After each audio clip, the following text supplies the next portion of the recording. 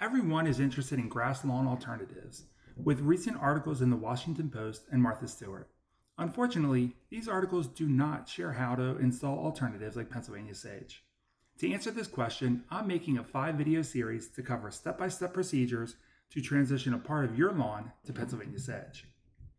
In this first video, I'll cover seed selection and cold stratification, which I completed in early July.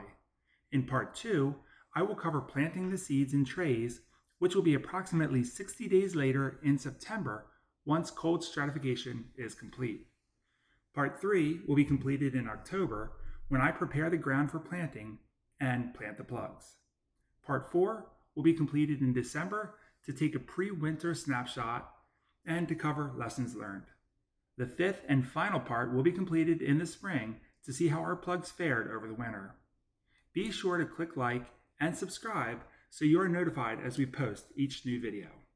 Now, I already mentioned I'm using Pennsylvania Sedge, or Carex Pensylvanica, but I didn't explain why it's such a great lawn alternative.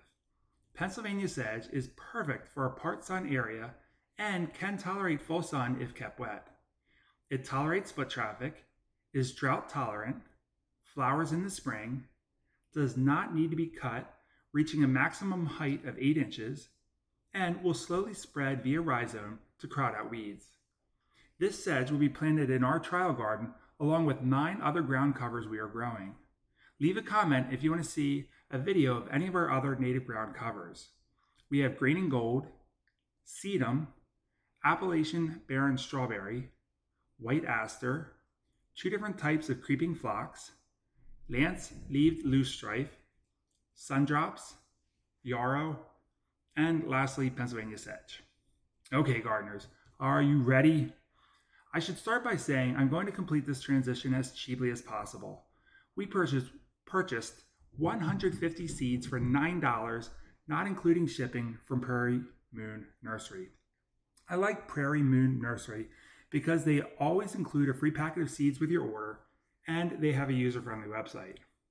So, prior to purchasing native seeds, always be sure you understand the needs of the seed to germinate.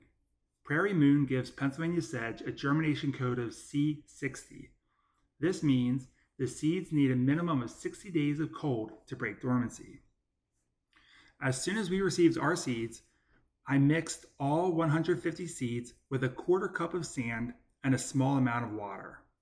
I added just enough water to be able to form a ball. Once complete, I wrote the date on a Ziploc bag and placed it in the refrigerator. To note, these seeds look very similar to the sand and will be challenging to separate in the next video. For you at home, know that you can use a moist paper towel in place of the sand, which will work just as well for the seeds to break dormancy.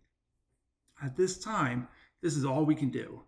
Thank you for watching this video, and be sure to click subscribe so you're notified when we post the second video highlighting the next step.